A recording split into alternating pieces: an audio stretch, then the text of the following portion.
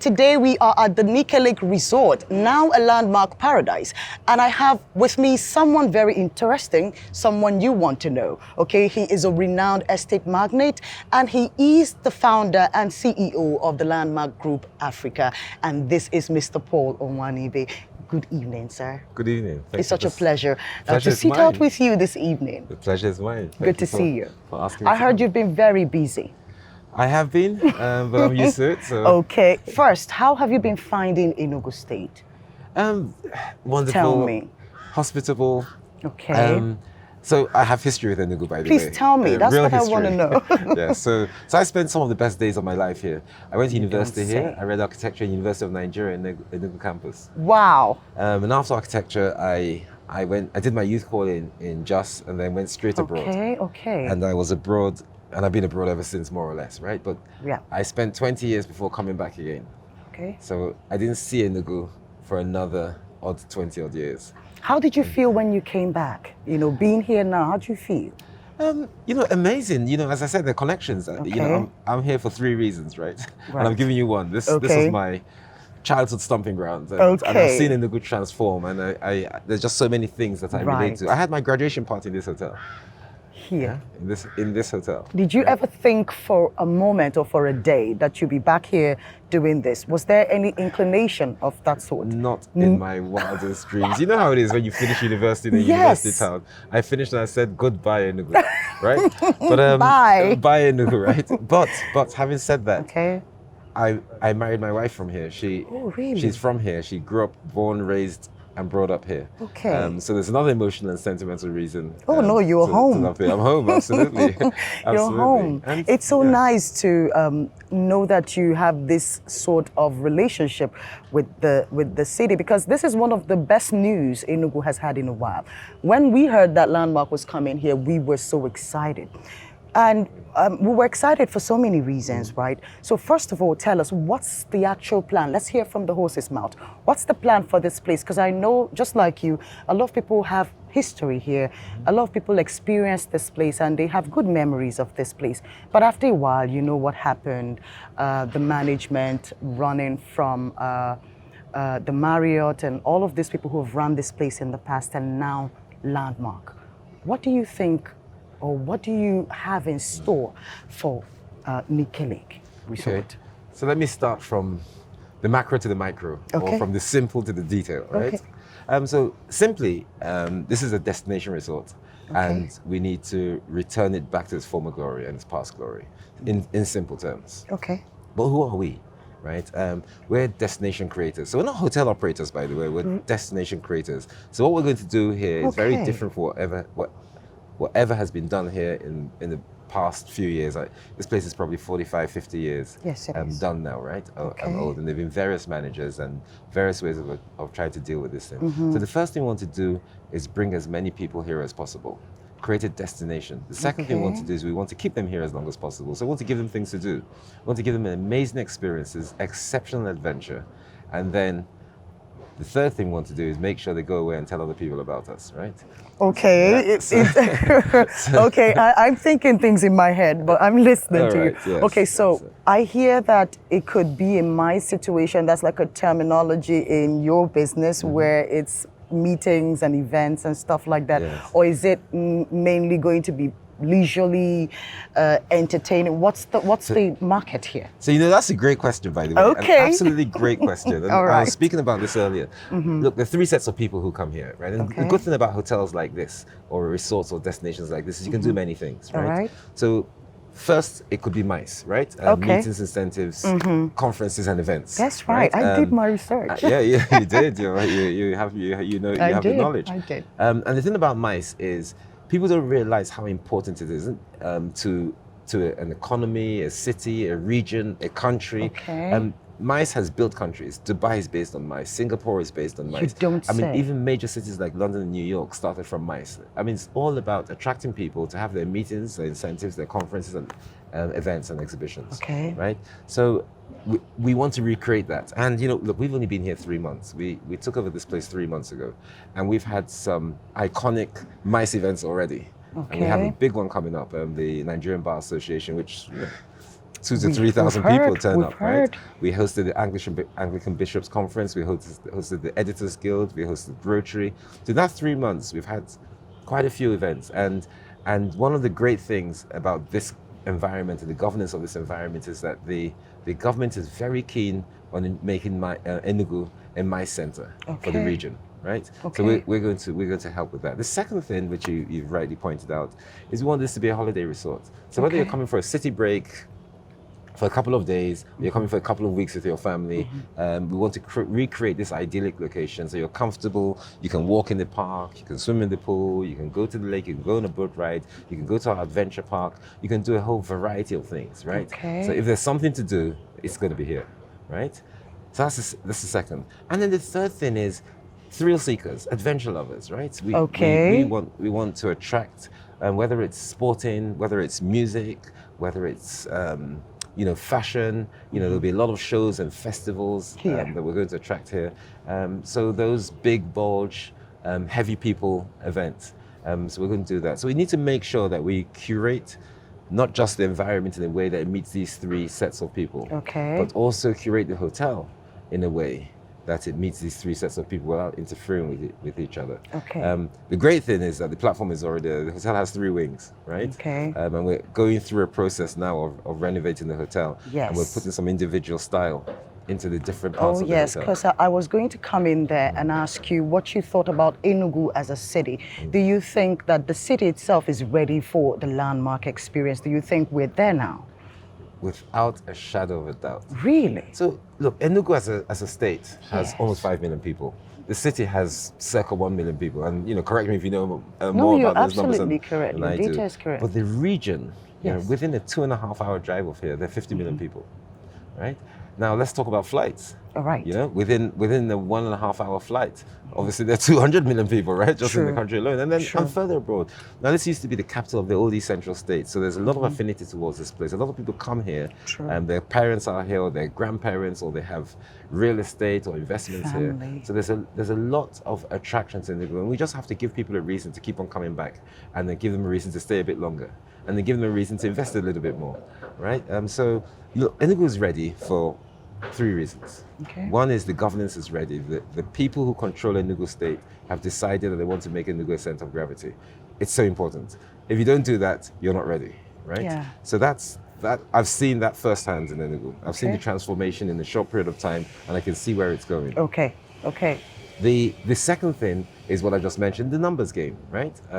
Find out where the people are and get there first, right? So we do have the numbers. We have the numbers. There are 5 million people in the state, there are 1 million people in the city, and there are 200 million people in the country. But the point is that the region has 50 million people within effectively a 2.5-hour drive from here, right? So that makes it ready. And the third thing is where we're sitting today, in the landmark Nikki Lake Resort. I mean, there is nowhere in the country, I defy anybody to tell me there's anywhere in the country that has the potential that this place has.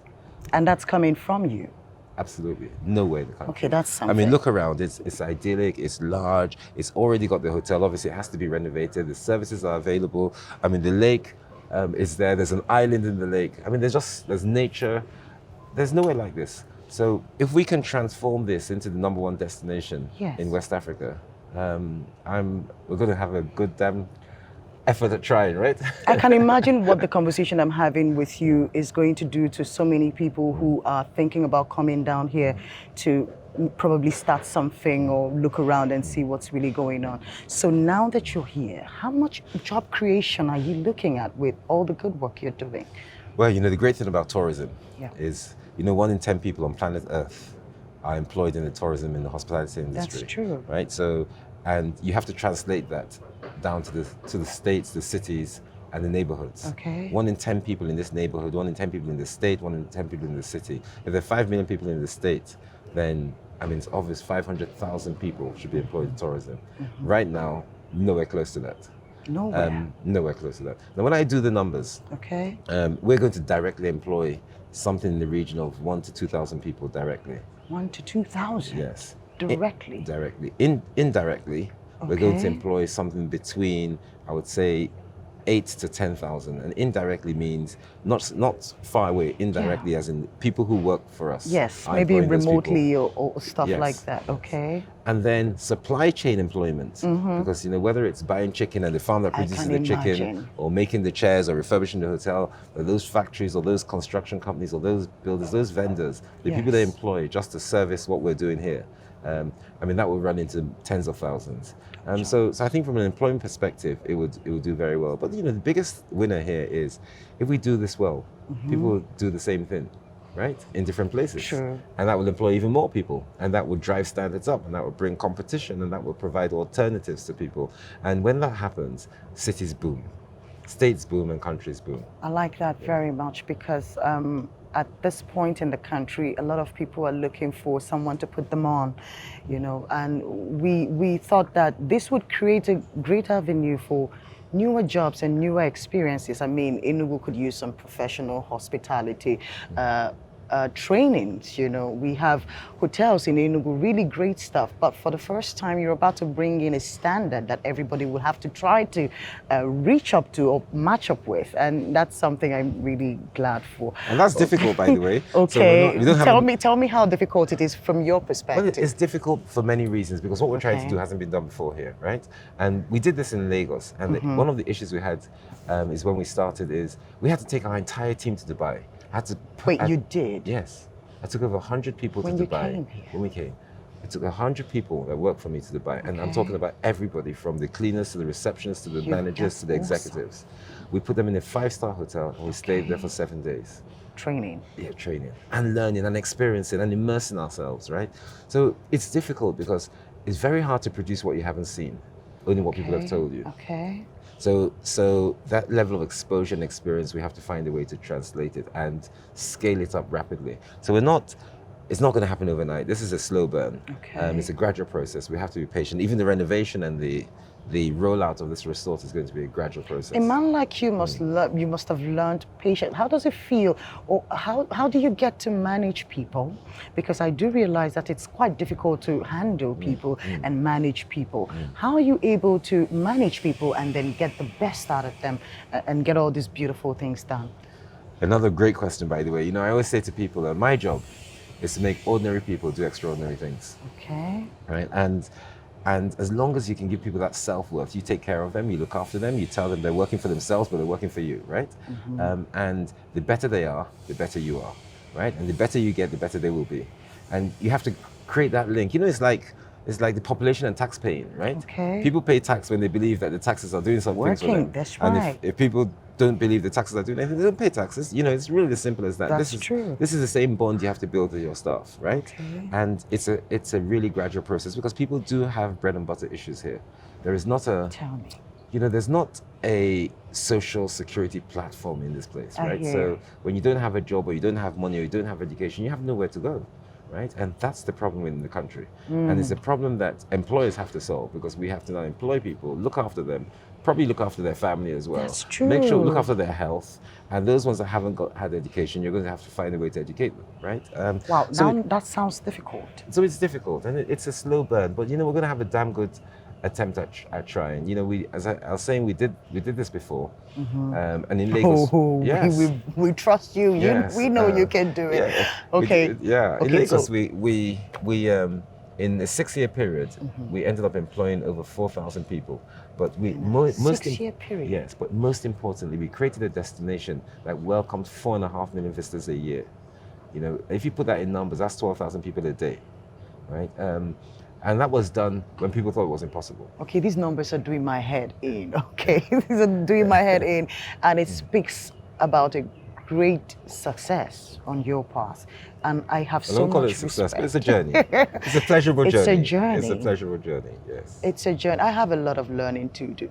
Okay, so I'm sure that as you're telling me all of this, you must have experienced some challenges. You must have experienced some bridges. How did you pass them? How did you get through? Many of the challenges are obvious, right? And if you ask anybody in business and ask them, what are your challenges? Number one, regulatory environment. Number two, people. Number three, money, right? Right. So you will experience all those. But don't let them be roadblockers. It is what it is, right? Okay. And we've experienced those. But there are also smaller challenges, right? So you take over a place like this and you have an expectation. Okay. And you come here and that expectation is either exceeded or not met, right? But whatever it is, you have to adjust to it. And there's no point complaining about certain things. Okay. You have to figure out how to do this in the best and most efficient way possible. The second challenge you have is everybody expects things to be done yesterday. The problem with emerging nations is they remain emerging because people rush to do things and don't plan properly and don't make things long lasting and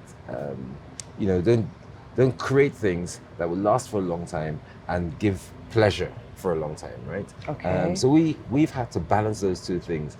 The desire to do it quickly and start earning money and meeting people's expectations, and also the desire to create something long lasting that will stand the test of time.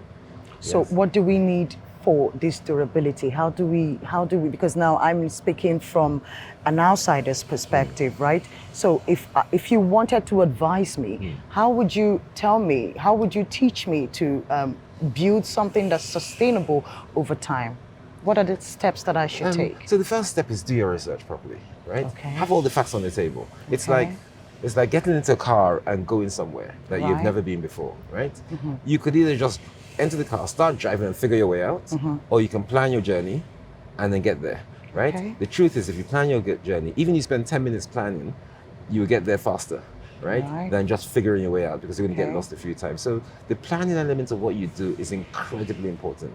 The second important thing is alignment, is make sure your stakeholders are aligned. The stakeholders are not people you employ, right? Okay. Stakeholders are people you're going to serve and people who are going to ensure that this place is successful. So whether it's people who work with you or people who provide services, whether it's construction or vendor services or supply okay. chain, or whether it's the government or it's your guests, Okay. you need to consider all of them and say what's in it for everybody, right? And make sure that you're true and loyal to that philosophy, right? Because when you go through hard times, those are the people who are going to save you, Okay. right? So that's the second thing. And I'll say the third thing, the money thing always comes up, right? You have to find ways to ensure that you have capital that doesn't hurt you. You have to find ways. Yes, you have to find ways to ensure you have Okay. capital that doesn't hurt you. So, they say that many capital givers as friends, family, and angels, right? Is that so? Is that so, really? Yes. So you need to find all three, right? Okay. And you need to make sure you have patient capital, and of course, I'm a strong believer in leveraging. So you do borrow as well, because it also creates certain disciplines. A lot of people don't like to borrow. They say, "Oh, I don't borrow money. I." Oh yeah, we've heard businessmen say they A lot of borrow. people say that. Does that? And Okay, so I don't can you understand just it. explain it to us, right? How the borrowing can keep you, in the discipline lane. How does that happen? So borrowing does three things. One, first, before you borrow, you have to plan. So Okay. it forces you to plan. Okay, right? what I'm gonna do with the money. Nobody's going to give you money unless you can tell them what you're going to do with it and how you're going to do it, right? Okay. So it forces you to plan and think of certain things. That's the first thing, and it's Right. extremely important. Understated, but important. Okay. The second thing borrowing does, it gives you a discipline, because you have to pay it back, right? And you're going to pay it back over a period of time, and you're going to calculate how much you require to pay it back. So that discipline it gives you in terms of carrying out your work and executing and operating is very important, right? So that's the second thing it gives you. The third thing borrowing gives you is leverage, right? So when you borrow, if you borrow 100 naira to do something, your ability to multiply that 100 naira many-fold is a lot higher than using the 100 naira from your pocket, right?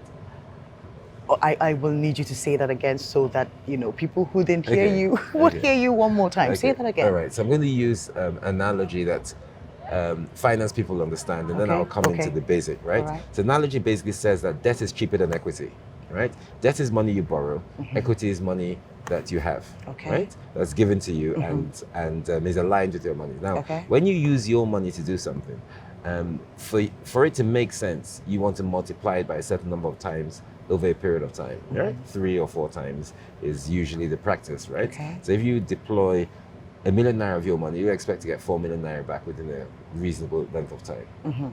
When you borrow, if you borrow ₦1 million, right, you have, because it's cheaper, the strain on borrowing is only paying it back. But once you've paid it back, you haven't used your money. You've used other people's money, right? And once you paid it back, every penny you make is profit, right? So your ability to multiply your money by 10 times, 15, 20 times is a lot stronger than when you borrow it. And you see, when you borrow money for something, you're going to use it for that thing, right? When you use your own money or equity for something, the problem with that is you're denying yourself something else, which may be important or may not be important, right? But you're denying something else, and there's always the pressure because you're saying to yourself, "Oh gosh, right? I put this money into this thing, and you start taking shortcuts." But it just gives you a discipline that's unknown. Now, having said that, I'm not telling your viewers to go out there and just borrow endlessly that you can't pay back. This is for businessmen and women. Yes, I think it's incredibly important to balance that, you know. And there's generally a rule of thumb. People say, you know what, I will borrow 60% of the money I need, and I'll provide 40% from my own purse or from friends and family, right? And that's a general rule. It could be, look, it could be 80-20, either way. But generally in business, you aim to borrow about 50 to 60% of the money you need.